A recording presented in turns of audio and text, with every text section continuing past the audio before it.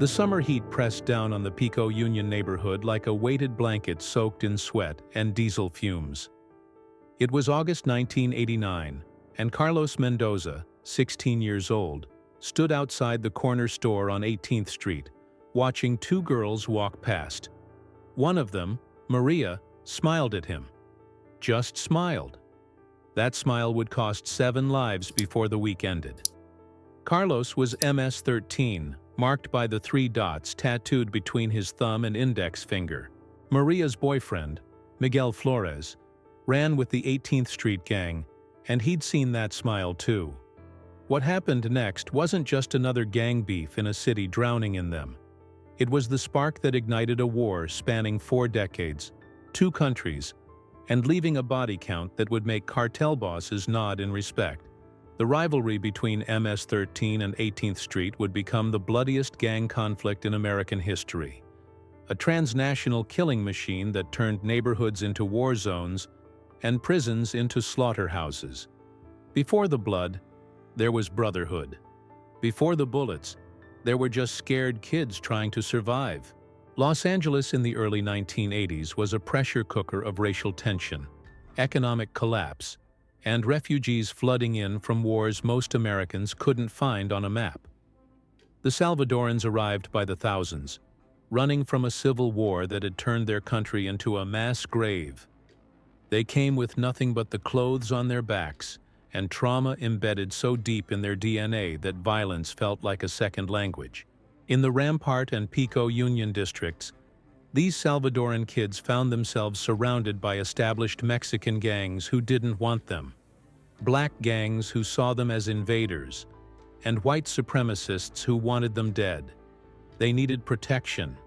They needed family. They created MS-13. The name itself was a declaration of identity and defiance.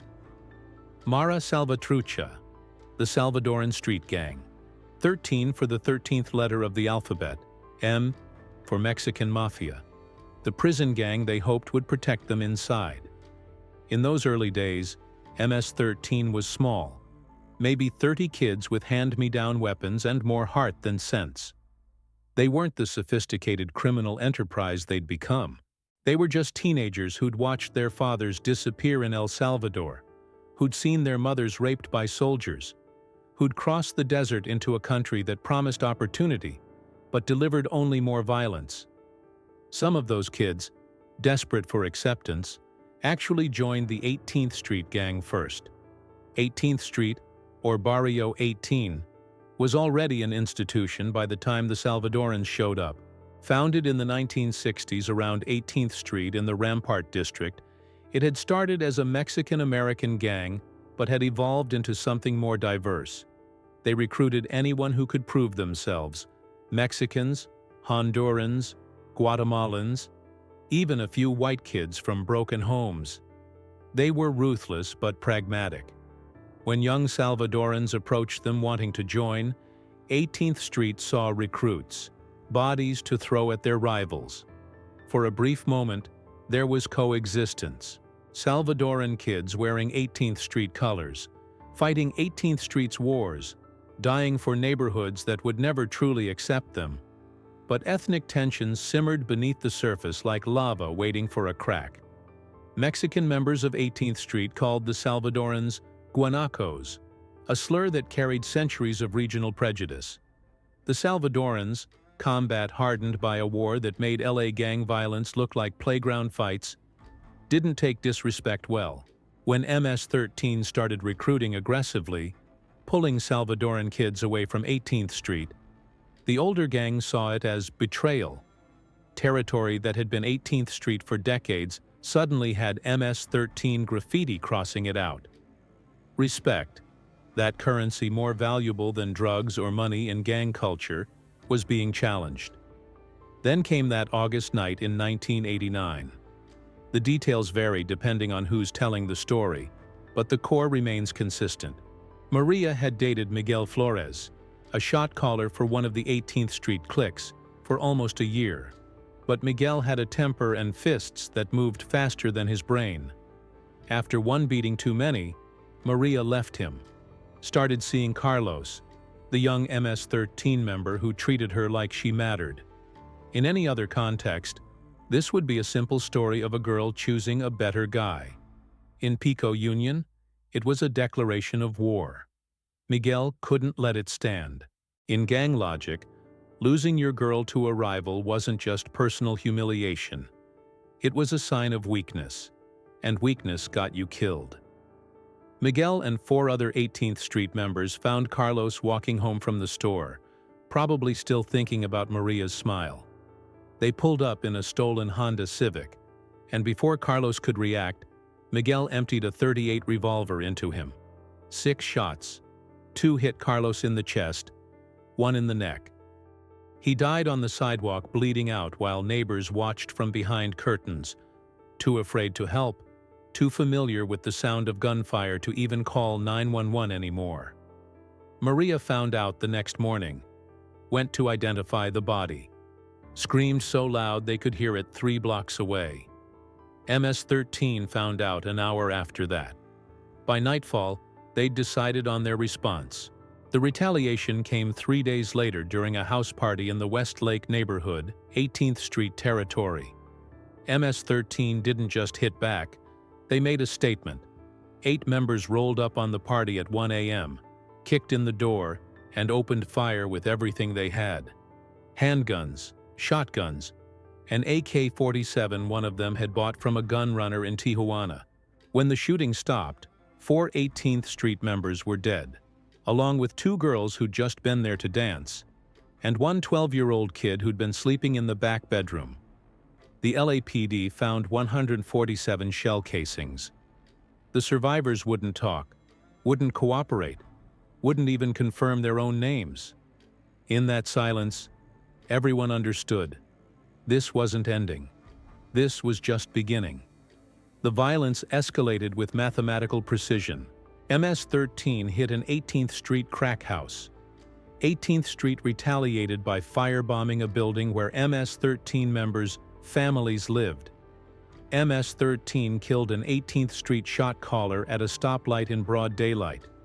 18th Street responded by killing 2 MS-13 members and leaving their bodies in MacArthur Park with their gang tattoos carved off. Each attack required a response. Each response required escalation. The neighborhoods became kill zones where children learned to hit the floor at the sound of car engines slowing down, where mothers kissed their sons goodbye every morning not knowing if they'd see them alive again, where the coroner's office ran out of body bags and had to order more in bulk. By 1992, both gangs had evolved beyond simple street crews into sophisticated criminal organizations. MS-13 had established a reputation for particular brutality. They didn't just kill enemies, they mutilated them, sending messages that would make seasoned detectives vomit at crime scenes. Machetes became their signature weapon, a callback to the death squads in El Salvador, a psychological tool that spread terror more effectively than bullets.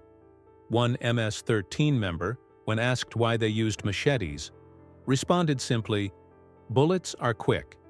We want them to understand what's coming."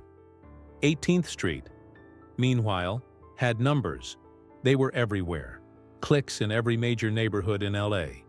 Connections to the Mexican mafia that gave them prison protection and drug distribution networks. Where MS-13 had maybe a few hundred active members in the early 90s, 18th Street had thousands.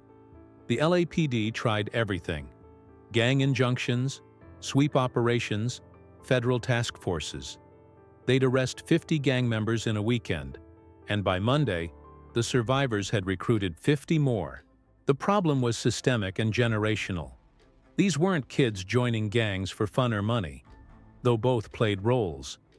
They were joining for survival, for identity, for family in a city that had abandoned them. A 14-year-old Salvadoran kid living in Pico Union had 2 choices: join MS-13 and have protection, or stay neutral and get targeted by both sides for not choosing. Neutrality wasn't an option. The gangs were filling a vacuum that parents, schools, police, and society had left empty. Then the federal government made a decision that would transform a Los Angeles gang war into an international crisis. In 1996, Congress passed the Illegal Immigration Reform and Immigrant Responsibility Act, dramatically expanding the categories of crimes that would result in automatic deportation. Gang membership became grounds for removal, even for legal permanent residents who'd lived in the U.S. since childhood. Between 1996 and 2000, the U.S. deported over 50,000 criminals to Central America, including thousands of MS-13 and 18th Street members.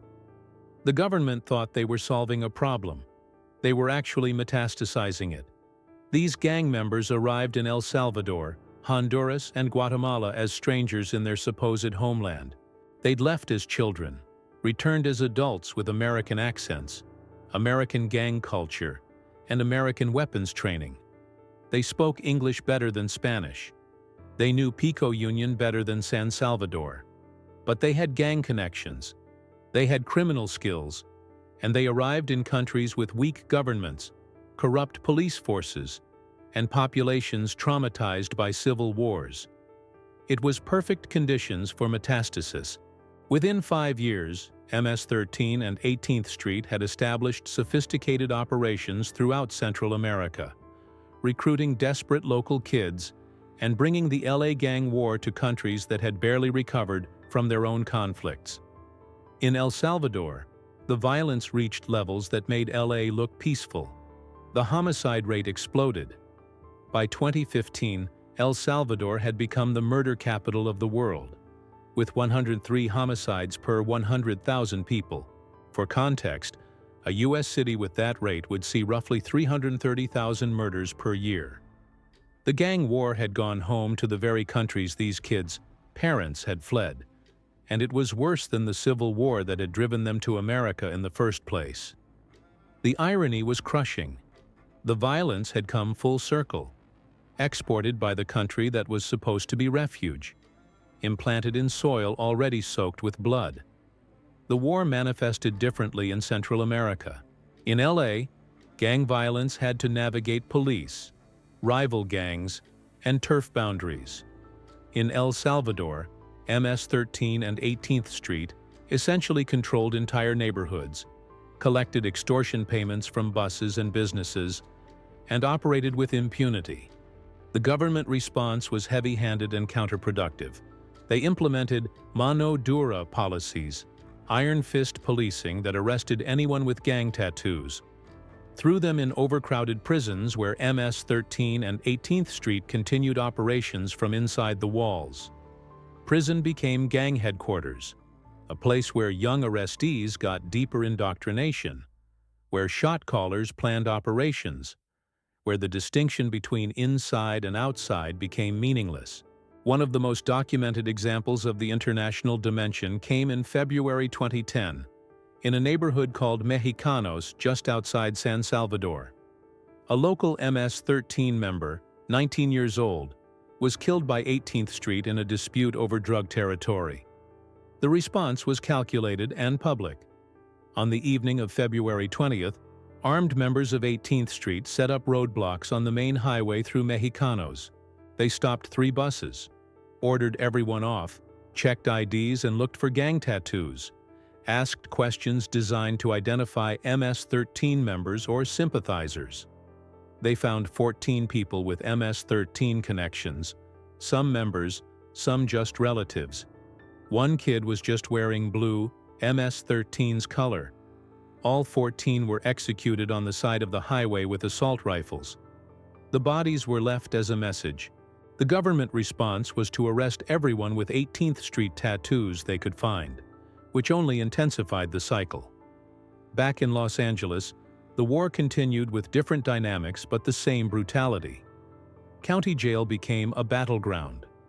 In Men's Central Jail, deputies had to keep MS-13 and 18th Street in completely separate areas because placing them together guaranteed riots. Even in maximum security, members would craft weapons from anything available. Toothbrushes sharpened into shanks, razors melted into plastic handles, all waiting for the moment a rival appeared in a hallway or a shower room. In 2006, a massive riot broke out in Pitch's detention center, when 18th Street members somehow breached the separation protocols and ambushed an MS-13 housing unit. 40 inmates were injured, 2 died, and the entire facility had to be locked down for 3 weeks. The gangs also evolved their economic models. Early on, both MS-13 and 18th Street were primarily into low-level street crime, car theft, burglary, small-time drug dealing. By the 2000s, they'd diversified. Human smuggling became a major revenue stream, charging migrants thousands of dollars to cross the border, often robbing or killing those who couldn't pay the full amount. Extortion rackets expanded beyond Central America back into LA, targeting immigrant businesses that couldn't or wouldn't report to police. Protection payments of $100 a week from a pupusa stand might not sound like much, but multiply that by 1,000 businesses, and suddenly you're generating serious money. One gang investigator with the LAPD told a researcher in 2008 something that perfectly captured the evolution. In the 90s, these kids were fighting over girls and street corners. Now they're running multinational criminal enterprises with cells in 6 countries, revenue streams in 8 figures, and communication networks that would make corporations jealous. They adapted, they evolved, and we're still policing them like they're the same street punks from 1989. The transnational nature created bizarre dynamics. An 18th Street member deported to Honduras might order a hit on an MS-13 member in Los Angeles using a cell phone. The shooter might be a 15-year-old kid in Pico Union who'd never met the target or the person ordering the hit. The murder would then spark retaliation in both LA and Honduras, creating a feedback loop of violence that crossed borders and generations. Researchers studying gang networks called this the Hydra effect. Cut off one head, 2 more appear. Except the heads were in different countries and operating independently while still feeding the same beast. But violence creates exhaustion. By 2012, even gangsters were tired. In El Salvador, homicides had become so routine that newspapers couldn't cover them all. The economy was collapsing because businesses refused to operate in gang-controlled areas. Families were fleeing north, creating a new refugee crisis. The Salvadoran government, desperate and out of options, did something unprecedented. They negotiated. They approached MS-13 and 18th Street leadership in prison with a proposal. Reduce the killings, agree to a truce, and they'd improve prison conditions, allow conjugal visits, transfer shot callers to less restrictive facilities. The Catholic Church mediated. In March 2012, the gangs agreed. The truce held for almost 2 years, a miracle in a conflict that had known only escalation. Homicides in El Salvador dropped by 60% almost overnight. For the first time in decades, you could walk through certain neighborhoods without hearing gunfire. But truces built on pragmatism rather than resolution are fragile. The Salvadoran government started backtracking on promises. Prison conditions didn't improve significantly. Transfers didn't happen. And crucially, neither gang actually wanted peace. They wanted advantage. Both MS-13 and 18th Street used the truce to reorganize, recruit, and rearm. By 2014, the violence returned, worse than before. What killed the truce definitively was a new president who ran on a mano dura platform. President Salvador Sánchez Cerén, a former guerrilla commander, believed negotiating with gangs was weakness. He ordered maximum pressure, mass arrests, prison transfers designed to separate leadership, even tacit permission for police to use lethal force. The gangs responded by targeting police. Between 2014 and 2016, over 250 Salvadoran police officers were killed, many off-duty, ambushed at home or in buses, executed to send a message. El Salvador descended into what analysts call a low-intensity conflict, not quite civil war, but far beyond ordinary criminal violence. The reverberations reached LA. As El Salvador cracked down, gang members fled north, some legally, many illegally. bringing intensified conflicts back to where it all started. A new generation of MS-13 members, radicalized by combat-level violence in Central America, arrived in California with experience that made the original LA gangsters look like amateurs. They'd survived death squads. They'd operated in true war zones. They didn't fear LAPD. One longtime gang detective said in 2016, "The kids we're arresting now, they're not scared of prison. They're not scared of death. They grew up in El Salvador during the war. This is mild to them." One incident in 2017 crystallized how the gang war had evolved. In January, 4 young men were found dead in a park in Long Island, New York, beaten and hacked with machetes. Their bodies discovered by a woman walking her dog. MS-13 claimed responsibility. The victims were allegedly 18th Street, though families disputed this, but the location was significant. Long Island, 3,000 miles from Pico Union, a community with no historical gang presence. The gang war had spread through deportation, migration, and recruitment to literally every corner of America with a Central American population. The conflict was no longer about LA neighborhoods or even El Salvador. It had metastasized into a permanent condition.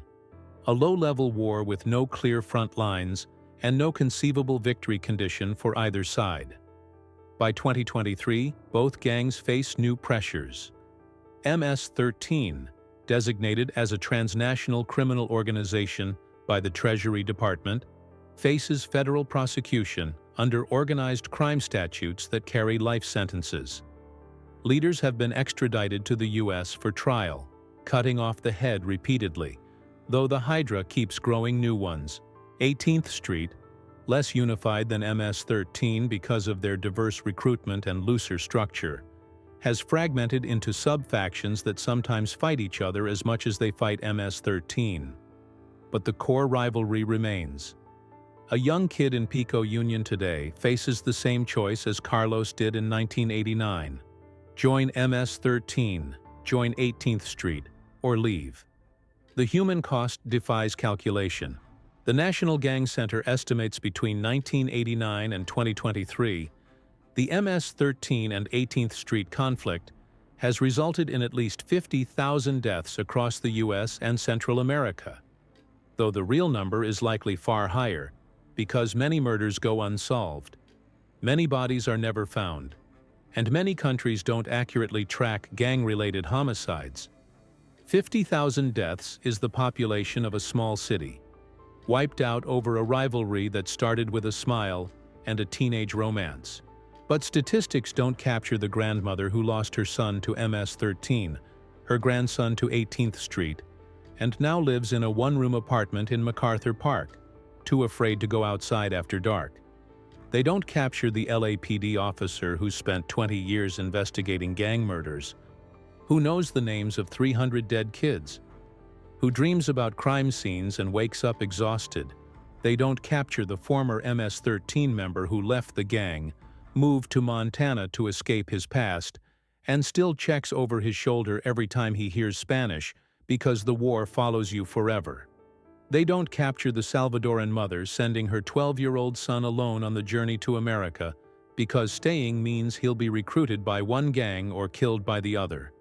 And a dangerous journey is better than certain death. The legacy of the MS-13 and 18th Street War is written in blood, grief, and 1,000 might-have-beens. What if the U.S. immigration system had better integrated refugees? What if LA had invested in community programs instead of aggressive policing? What if deportation policy had considered consequences? What if? What if? What if? The answers don't matter anymore because the war has achieved a kind of permanence.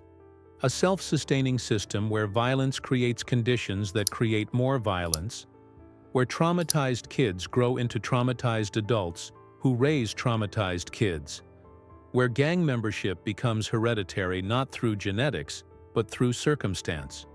Today, Pico Union looks different than it did in 1989. There's a new Korean barbecue place where the store Carlos died in front of used to stand. The neighborhood has gentrified in patches, though poverty persists in others. But the gang war continues. Quieter maybe, less visible, but no less deadly. Just last month, an 18-year-old MS-13 member was shot dead outside a quinceañera. Retaliation came 4 days later when 18th Street killed 2 MS-13 in a drive-by. The cycle continues because no one knows how to stop it. Because the roots run too deep. Because the war has outlived the memories of what started it. There's a memorial in MacArthur Park, a simple plaque listing names of gang violence victims from 1989 to 2020.